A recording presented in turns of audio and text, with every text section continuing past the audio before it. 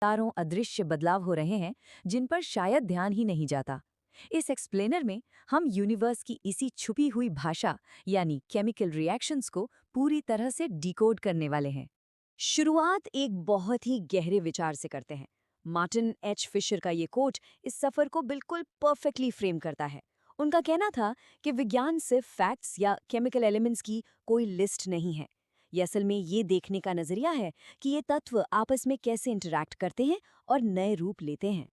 तो इस चर्चा का रोड मैप कुछ इस तरह होगा। पहले the mechanics of daily life, फिर स्पॉटिंग केमिकल रिएक्शंस, उसके बाद द लैंग्वेज ऑफ केमिस्ट्री और द बैलेंसिंग एक्ट, और आखिर में कॉम्बिनेशन और डीकॉम्पोजिशन को समझेंगे। पहला पड़ाव है the mechanics of daily life, यानी रोज की जिंदगी में छिपे हुए ट्रांसफॉर्मेशंस।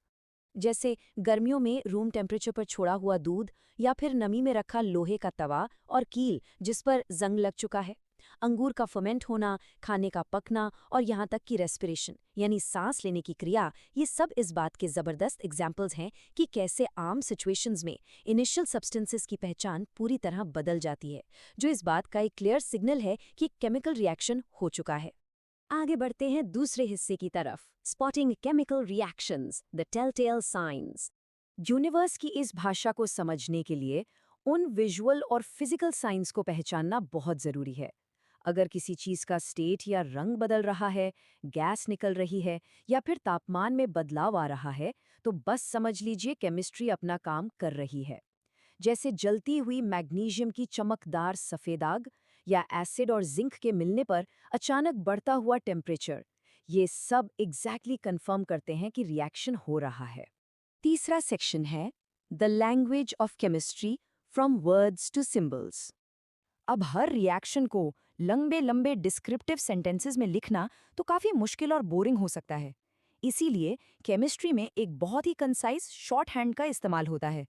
यहाँ ध्यान दीजिए कि कैसे एक क्लंकी सी वर्ड इक्वेशन एक स्लीक और स्केलेटल केमिकल इक्वेशन में बदल जाती है, जहाँ रिएक्टेंट्स मिलकर प्रोडक्ट्स बन रहे हैं, बिल्कुल एलिगेंट तरीके से। चौथा पड़ाव, the balancing act, the law of conservation of mass. In equations का कोर मैकेनिज्म समझते हैं। यहाँ एक सबसे बड़ा और अनब्रेकेबल रूल काम करता है कि किसी भी केमिकल रिएक्शन में मास ना तो क्रिएट किया जा सकता है और ना ही डिस्ट्रॉय। इसे बिल्कुल एक स्ट्रिक्ट अकाउंटिंग लेजर की तरह सोचिए। आयन और पानी के इस इनिशियल इक्वेशन में लेफ्ट हैंड साइड और राइट हैंड साइड के एटम्स का हिसाब बिल्कुल मैच नहीं कर रहा है। तो आखिर इस लेजर को परफेक्टली बैलेंस कैसे किया जाए? यहाँ काम आता है हिट एंड ट्रायल मेथड। शुरुआत करते हैं ऑक्सीजन एटम्स को एडजस्ट करने से, लेकिन एक जरूरी शर्त के साथ। एक्चुअल केमिकल फॉर्मूला के साथ कभी छेड़छाड़ नहीं की जाती। हम सिर्फ एटम्स को एडजस्ट करके अकाउंटिंग को इक्वलाइज करते हैं। और ये लीजिए, फाइनल बैलेंस्ड इक्वेशन बिल्कुल तैयार है। यहाँ S सॉलिड के लिए और G गैस के लिए जैसे स्टेट सिंबल्स भी शामिल हैं। ये इक्वेशन इस बात का परफेक्ट प्रूफ है कि अब एटॉमिक अकाउंटिंग फ्लॉलेसली इक्वल हो चुकी है। अब बढ़ते हैं पांचवें हिस्से पर, कॉम्बिनेशन, कमिंग टुगेदर। एक बार इक्वेशंस को पढ़ना और बैलेंस करना आ गया, तो आइए केमिस्ट्री के बेसिक सेंटेंस स्ट्रक्चर्स को देखते हैं। शुरुआत करते हैं सिंथेसिस यानी कॉम्बिनेशन से।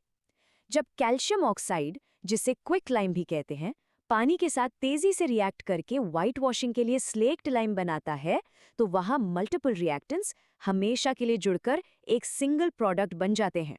एक और दिलचस्प बात यह है कि इन कॉम्बिनेशन रिएक्शन से अक्सर बहुत ज्यादा हीट निकलती है, जिसकी वजह से इन्हें एक्सोथर्मिक रिएक्शन कहा जाता है। बिल्कुल वैसे ही जैसे सेल्स के अंदर लाइफ सस्टेनिंग रेस्पिरेशन होता है, या फिर वेजिटेबल मैटर का नेचुरल तरीके से डिकम्पोज होकर कंपोस्ट बनना। आखिरी और छठे हिस्से पर आते हैं, डीकॉम्पोजिशन, ब्रेकिंग अपार्ट। अगर कॉम्बिनेशन केमिकल शब्दों का मिलना है, तो डीकॉम्पोजिशन बिल्कुल उसका सिस्टमैटिक ऑपोजिट है। इस प्रोसेस को देखिए, जहां एक कॉम्प्लेक्स सब्सटेंस जैसे हरे रंग के फेरस सल्फेट क्रिस्टल्स, जिन्हें गर्म करने पर वो फेरिक ऑक्साइड और सल्फर गैसेस में टूटकर बिखर जाते हैं। इन एंडोथर्मिक ब्रेकिंग अपार्ट प्रोसेसेस को हमेशा बाहर से एनर्जी का इनपुट चाहिए होता है, चाहे वो लाइमस्टोन को तोड़ने के लिए इंटेंस हीट हो, पानी से गुजरने वाला इलेक्ट्रिक करंट हो या फिर सिर्फ सफ़ेद सिल्वर क्लोराइड को डायरेक्ट सनलाइट में रख देना हो। इस एक्सप्लेनर के बिल्कुल अंत में एक सवाल जरूर जहन में आता है। इसी वक्त ह्यूमन बॉडी के अंदर ऐसे कितने million unseen perfectly balanced chemical equations चल रही होंगी जो चुपचाप हर एक सेकंड लाइफ को सस्टेन कर रही हैं। सच में ये यूनिवर्स क्षण में हम एक ऐसी छिपी हुई दुनिया में कदम रखने जा रहे हैं जहां हमारे आसपास मौजूद तत्व हर रोज किसी न किसी ड्रामे में हिस्सा लेते हैं। जी हां, एक ऐसा मंच जहां चीजें टूटती हैं, जुड़ती हैं और एक दूसरे से बहुत कुछ छीन भी लेती हैं। ये सब बिल्कुल हमारी आंखों के सामने हो रहा है, बस हम इसे देख नहीं पाते। तो चलिए आज के सफर का नक्शा देख लेते हैं। हम शुरुआत करेंगे तत्वों के अलग होने की कला से, फिर देखेंगे इनकी महान अदला बदली। इसके बाद हम रेडॉक्स के विज्ञान को समझेंगे और आखिर में देखेंगे कि ये सारी केमिस्ट्री हमारी रोजमर्रा की जिंदगी पर कैसे असर डालती है। चलिए अपने पहले पड़ाव से शुरू करते हैं, अलग होने की कला यानी वियोजन अभिक्रियाएं। इसे आप रसायन विज्ञान की दुनिया का सबसे नाटकीय ब्रेकअप भी कह सकते हैं।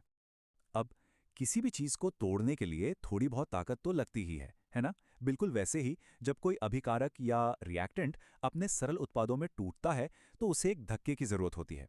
ये धक्का उसे ऊर्जा से मिलता है। क्योंकि इस पूरी प्रक्रिया में ऊर्जा अंदर खींची जाती है यानी अवशोषित होती है, इसलिए इसे ऊष्माशोषी या एंडोथर्मक प्रक्रिया कहते हैं। बिना ऊर्जा के ये अलगाव बस नामुमकिन है। दिलचस्प बात यह है कि इन रसायनों के बीच के मजबूत बॉन्ड को तोड़ने के लिए मुख्य रूप से 3 तरह के उत्प्रेरक यानी कैटलिस्ट काम आते हैं। ये जरूरी ऊर्जा या तो गर्मी से मिल सकती है, या बिजली से, या फिर सीधे रोशनी से। इनमें से कोई भी तरीका तत्वों को अलग करने के लिए काफी है। बिजली वाले तरीके का एक बहुत ही शानदार उदाहरण है पानी का वैद्युत अपघटन। जब पानी से होकर बिजली गुजारी जाती है तो वो पानी को जबरदस्ती हाइड्रोजन और ऑक्सीजन गैसों में अलग अलग बांट देती है। दिखने में तो ये बस पानी का एक साधारण बीकर लगता है, लेकिन इसके अंदर बिजली एक जबरदस्त रासायनिक उथल-पुथल मचा रही होती है। एक और कमाल का उदाहरण है प्रकाश की मदद से होने वाला वियोजन। जरा सोचिए, बस साधारण धूप में रखने से सफेद रंग का सिल्वर क्लोराइड ग्रे रंग की सिल्वर धातु में बदल जाता है। और पता है सबसे मजेदार बात क्या है? इसी साधारण सी रासायनिक अभिक्रिया का इस्तेमाल कभी पुरानी ब्लैक एंड व्हाइट फोटोग्राफी में खूबसूरत यादों को कैद करने के लिए किया जाता था।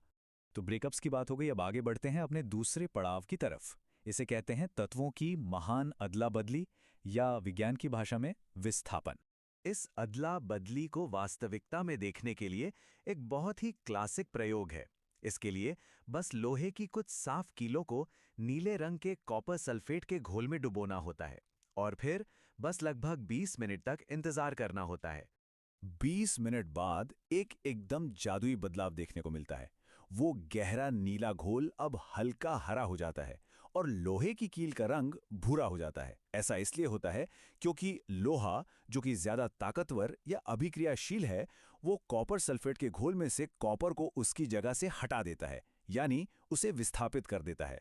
कई बार ये तत्व सिर्फ एक तरफा बदलाव नहीं करते, बल्कि पूरी तरह से डबल स्वैप करते हैं।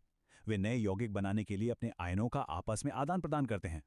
इस पूरी प्रक्रिया में अक्सर परखनली के ठीक नीचे एक सफेद रंग का ठोस पदार्थ जमा हो जाता है जो घुलता नहीं है। इसे अवक्षेप या प्रेसिपिटेट कहते हैं। ये इस बात का पक्का सबूत है कि रसायनों ने पूरी तरह से अपने साझेदार बदल लिए हैं। अब आते हैं तीसरे हिस्से पर, रेडॉक्स का विज्ञान, जिसे हम बड़े स्तर की रासायनिक चोरी भी कह सकते हैं। इसे ऐसे समझते हैं, जब कॉपर पाउडर को गर्म किया जाता है तो उसके ऊपर कॉपर ऑक्साइड की एक काली परत बन जाती है। यह बड़ी ही सफाई से दिखाता है कि कैसे कोई पदार्थ हवा से ऑक्सीजन चुरा लेता है, या कह लें ऑक्सीजन हासिल करके अभिक्रिया करता है। इसी को विज्ञान में उपचयन या ऑक्सीडेशन कहा जाता है। अगर हम उपचयन और अपचयन यानी ऑक्सीडेशन और रिडक्शन को आमने सामने रखकर देखें तो खेल बिल्कुल साफ हो जाता है। ये पता लगाना बहुत आसान हो जाता है कि अभिक्रिया के दौरान किसे फायदा हो रहा है और किसे नुकसान। ये पूरा खेल सिर्फ ऑक्सीजन और हाइड्रोजन के लेन देन पर टिका है। और सबसे मजेदार बात यह है कि एक रेडॉक्स अभिक्रिया में ये लेन देन बिल्कुल एक ही समय पर साथ साथ चलता है। इसका सीधा सा मतलब है कि एक अभिकारक का नुकसान सीधे तौर पर दूसरे का फायदा होता है। अगर एक ने ऑक्सीजन खोई तो ठीक उसी पल दूसरे ने उसे झपट लिया। ये केमिस्ट्री का अपना एक परफेक्ट बैलेंस है। चलिए अब अपने आखिरी और सबसे अहम हिस्से की तरफ बढ़ते हैं, दैनिक जीवन में रसायन और इसके असली परिणाम। देखते हैं कि ये जो अदृश्य खेल चल रहा है वो हमारी रोजमर्रा की जिंदगी पर कैसे असर डालता है। क्या कभी ध्यान दिया है कि जब धातुओं पर लगातार हवा की नमी या एसिड की मार पड़ती है तो वो धीरे धीरे खराब होने लगती हैं। इसे संक्षारण या कोरोजन कहते हैं। और यही वजह है कि लोहे की एकदम नई चमकदार चीजें भी कुछ समय बाद एक लाल भूरे रंग के पाउडर से ढक जाती हैं, जिसे हम आम भाषा में जंग लगना कहते हैं। वो असल में एक धीमी रासायनिक अभिक्रिया ही है जो धातु को धीरे धीरे अंदर ही अंदर खा रही होती है। ऑक्सीडेशन की यही समझ हमें एक बहुत ही आम लेकिन दिलचस्प रहस्य तक ले जाती है। हम सब ने कभी ना कभी पैकेट वाले चिप्स खाते हुए ये ज़रूर सोचा होगा कि भाई ये पैकेट सामान्य हवा की बजाय हमेशा इतने फूले हुए और किसी खास गैस से क्यों भरे होते हैं? इसका जवाब बहुत ही सीधा है। जब फैट और तेल हवा के संपर्क में आकर उपचयित होते हैं तो वे खराब हो जाते हैं। उनका स्वाद और महक दोनों बिल्कुल बिगड़ जाते हैं। इसीलिए चिप्स बनाने वाली कंपनियां बहुत ही चतुराई से इन पैकेटों में गैस भर देती हैं। हम अक्सर मजाक में कहते हैं कि पैकेट में तो सिर्फ हवा भरी है, लेकिन असल में वो नाइट्रोजन गैस का एक तगड़ा सुरक्षा कवच होता है। ये नाइट्रोजन ऑक्सीजन को अंदर आने से रोकती है और हमारे स्नैक्स को हफ्तों तक एकदम कुरकुरा बनाए रखती है ना? ये सब कितना अद्भुत। हमारी पूरी भौतिक दुनिया लगातार इन तत्वों के टूटने, उनकी अदला बदली और रासायनिक चोरी से अपना आकार ले रही है। जब हम ये समझ जाते हैं कि ये छोटी छोटी न दिखने वाली अभिक्रियाएं लोहे के विशाल पुलों पर जंग लगने से लेकर हमारे स्नैक्स को बासी होने से बचाने तक हर चीज को कंट्रोल करती हैं, तो जरा सोचिए, ठीक इसी पल हमारे चारों ओर, हवा में, जमीन में, यहां तक कि हमारे अंदर न जाने और कौन कौन से अदृश्य रासायनिक नाटक चल रहे होंगे। अगली बार अपने आसपास की दुनिया को जरा इस नजर से देखिएगा।